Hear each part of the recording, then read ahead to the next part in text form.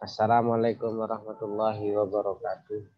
Alhamdulillah wa syukrillah wa la hawla wa la quwata illa billah wassalatu wassalamu ala sayyidina Muhammadin al-Fatih lima ughliqa wa khatimi lima sabaqa nasirul haqqi bil haqq wal hadi ila siratal mustaqim wa ala alihi haqqa qadrihi wa miqdarihi al-azim. Amma ba'd. Kita memasuki pertemuan yang kedua, yakni tentang pengenalan apa itu penelitian ilmiah dan kebenaran ilmiah. Jadi gini dia, mengapa ada mata kuliah metodologi penelitian? Itu pertanyaan dasarnya. Buat apa sih kita? Gitu kan. Jadi begini, dari proses perkuliahan kita ini selama ini kita kan dikenalkan dengan berbagai macam ilmu pengetahuan hasil dari upaya pengungkapan oleh para ilmuwan.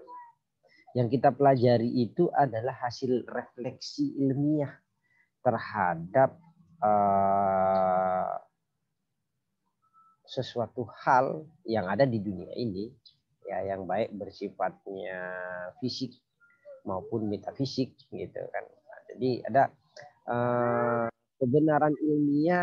Nah, ini dia ketika dia diakui penemuan dari hasil temuan dari para cendekiawan ilmuwan itu, maka itu dianggap bagian daripada kebenaran ilmiah. Nah, prosesnya adalah penelitian ilmiah gitu. Kalau penelitian-penelitian itu tidak dilakukan memenuhi standar ilmiah, nantinya penelitian itu tidak memenuhi syarat ilmiah. Nah, satu di antaranya yang lembaga ataupun lembaga pendidikan ataupun akademik ini adalah institusi yang memproduksi tentang pengetahuan atau ilmu pengetahuan, baik yang berfungsi untuk pengembangan ilmu pengetahuan sendiri dan menyebarkannya kepada halayak ramai. Nah, jadi pentingnya penelitian itu adalah bagian daripada proses ilmiah, proses, ya saya pikir semacam proses sunatullah gitu kan, karena pengetahuan itu kemudian dari awalnya kita tidak tahu, tapi kemudian oh ini kok ada sesuatu yang menarik, kemudian diteliti gitu kan, oh ternyata dapat kesimpulannya seperti ini. Maka ya itu disebut dengan proses. Jadi tidak bisa mengklaim begitu saja tentang apa namanya. Misalkan begini, Anda tak bisa apa namanya tak bisa menyimpulkan suatu hal tanpa ilmu pengetahuan. Nah, itu yang pertama. Kita dapat dari mana ilmu pengetahuannya? Nah, kita membaca literatur.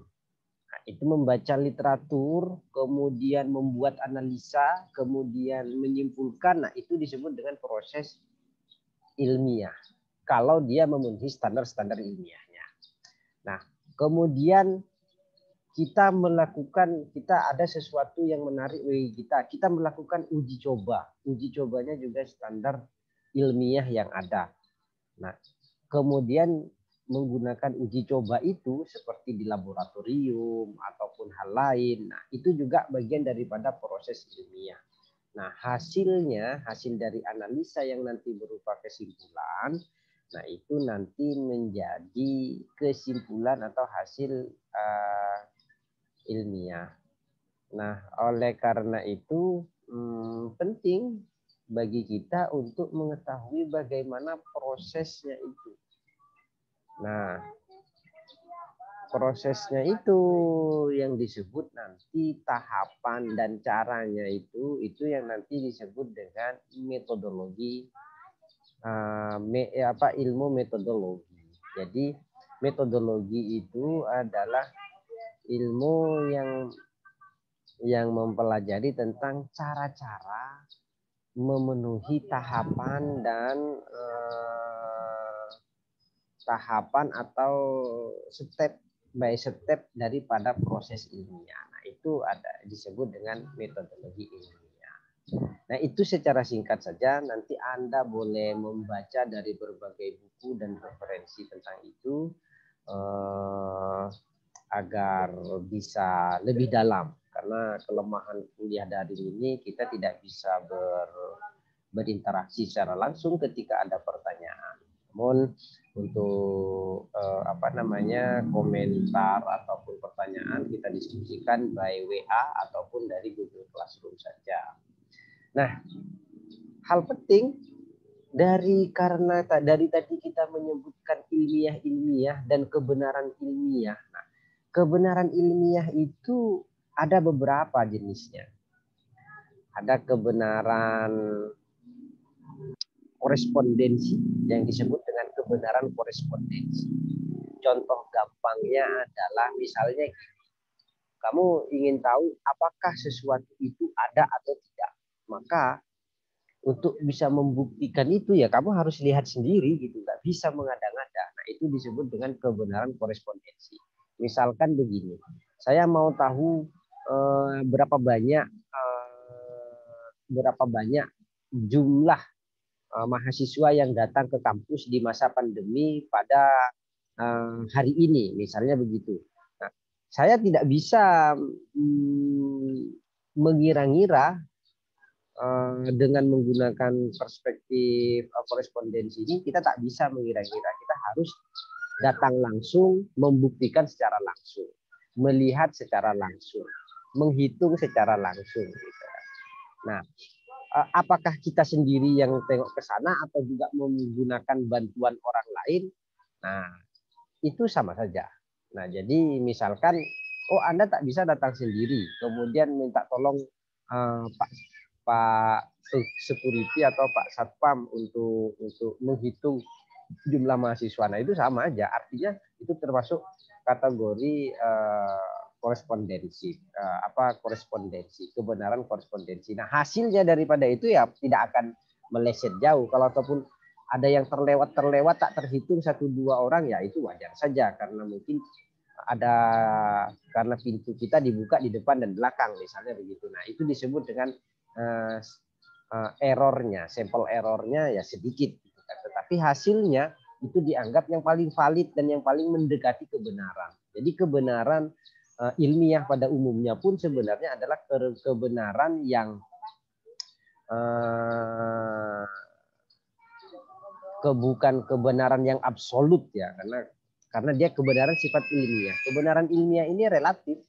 Jadi nanti bisa saja misalnya kalau hari ini yang dihitung, besok hari ini yang diteliti berapa orang jumlahnya. Nah, besok diteliti lagi berapa orang jumlahnya, itu bisa tidak sama gitu. Nah, itu yang disebut dengan kebenaran. Kenapa kok kebenaran ilmiah itu kebenaran yang relatif saja gitu kan. Ya tidak ada di dunia ini yang kebenarannya kebenaran absolut. Nah, itu tidak ada di dunia ini. Semuanya serba relatif dan bisa sangat subjektif. Nah, kemudian lagi itu adalah tentang yang kedua itu adalah kebenaran koherensif. Nah, koherensi ini kebenaran yang diukur berdasarkan data-data yang ada. Nah, misalkan seperti ini.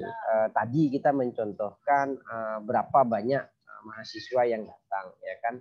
Oke. Nah, kemudian pada hari Senin, pada hari Selasa, kemudian kita akan memprediksi berapa banyak mahasiswa yang datang pada hari Kamis, gitu kan? Atau hari Rabunya, gitu. Nah, itu bisa. Itu yang disebut nanti namanya kebenaran koherensi. Jadi data dari hari Senin hingga hari Selasa itu akan diolah, akan didata sedemikian rupa sehingga nanti bisa memprediksi perkiraan untuk di hari Rabu. Nah, perkiraan itu nantinya dia bisa mendekati karena melihat dari hari Selasa dan hari Rabu. kalau dalam kondisi normal seperti itu juga, maka hasil walaupun belum terjadi di hari Rabu gitu, hasilnya akan mendekati. Nah, ini yang nanti juga ya yang paling dasar dari koherensi ini adalah ilmu matematika. Dia menghitung kecocokan namanya. Menghitung kecocokan. Jadi apa namanya? Menghitung kecocokan. Jadi nanti kalau Anda nanti hendak membuktikan, nah itu kalau misalnya menggunakan ilmu statistik dan seterusnya, ya ilmu hitung saja. Ya kalau 1 tambah 1 ya sama dengan 2. Itu sama dengan 2 itu disebut dengan kebenaran koherensi. Nah, kenapa? Karena dia ada pencocokan menggunakan ilmu pasti. Nanti ada rumusnya. Lebih dalam ya kita sayangnya nggak bisa dicontohkan ini untuk lebih lanjut.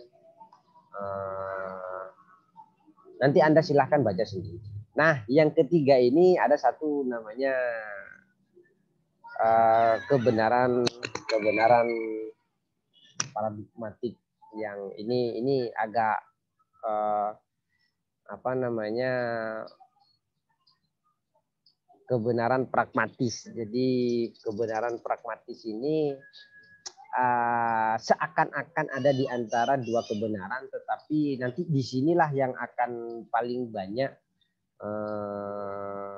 perspektifnya dalam menemukannya. Nah, ini menjadi tugas Anda. Yang terakhir ini menjadi tugas Anda untuk mencarinya. Apa saja contohnya, apa saja pengertiannya dari berbagai kalangan. Silahkan nanti untuk dibikin resumenya, catatan singkatnya. Saya tunggu pengumpulannya mungkin di hari Kamis. Silahkan dikumpulkan pada hari Kamis. Jadi nanti Anda akan apa namanya bikin saja resumenya tentang itu. Jadi silahkan nanti diunggah di kolom tugas pada Google Scholar kelas Google Class kita yang sudah ada. Nah, jadi itu pengantar tentang apa namanya, mengapa kok kita perlu mempelajari mata kuliah metodologi penelitian ini, karena memang ini adalah untuk membuktikan kebenaran. Termasuk nanti dengan tugas skripsi Anda itu adalah karya ilmiah akademik yang menjadi persyaratan untuk agar Anda lulus. Gitu loh. Jadi setelah Anda mendapatkan materi dari berbagai mata kuliah yang ada, dari beragam dosen, dari beragam perspektif itu, nanti Anda dicoba untuk membuat satu penelitian dalam bentuk karya ilmiah. Nah, yang itu disebut dengan skripsi. Nah, kenapa kok skripsi itu penting? Disitulah nanti ada evaluasi. Pertama, cara berpikir sistematis. Cara berpikir struktural sistematis kerangka nalar kita. Kalau nanti susunan skripsinya itu tidak sistematis dan tidak strukturnya tidak sistematis, bisa dibilang nanti skripsinya itu ya tidak ilmiah. Nah, itulah kenapa kita belajar metodologi penelitian. Nah, kemudian dari hasil dari dosen itu, satu tema saja yang bisa diteliti, satu hal kecil saja. Jadi untuk bisa membuktikan satu hal secara ilmiah itu panjang prosesnya. Yang kita dapatkan misalnya ini, yang kita dapatkan dari bacaan itu kan sudah hasil proses daripada para cendekiawan yang lain. Kita kan hanya menyampaikan saja, termasuk saya gitu kan.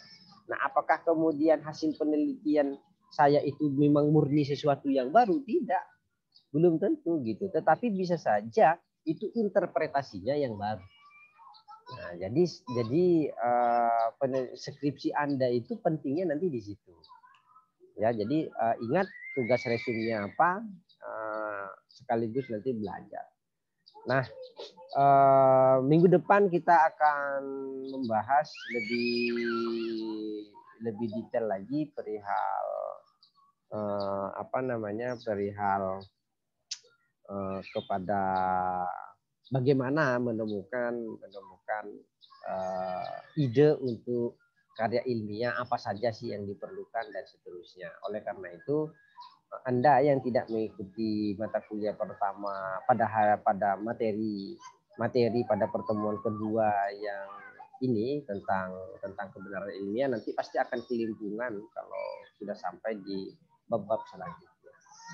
Maka demikian saja. Selamat membaca, selamat mengerjakan tugas resum ya. Kemudian resum dari materi ini plus tambahan satu tentang keterangan tentang kebenaran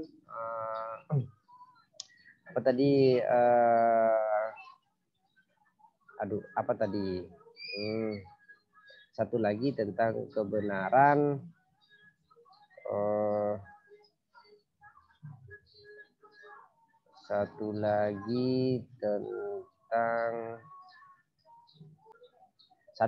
tentang kebenaran pragmatis. Nah, itu nanti Anda cari kebenaran pragmatisnya itu, Anda cari, tambahkan dan apa keterangannya. Syukur-syukur nanti lengkap dengan contohnya. Jangan copy paste di internet. Tugasnya nanti silahkan setor saja di itu, karena semua tugas nanti akan saya scan. Kalau dia copy paste di internet, ya saya anggap itu tidak mengerjakan tugas ya. Oke, demikian saja untuk pertemuan kali ini. Semoga bermanfaat ya. Untuk yang didiskusikan, kita diskusikan di grup WA dan ataupun di Google Classroom di bagian forumnya. Mungkin demikian yang bisa saya sampaikan. Akhiru da'wana alhamdulillahirabbil alamin. Wassalamualaikum warahmatullahi wabarakatuh.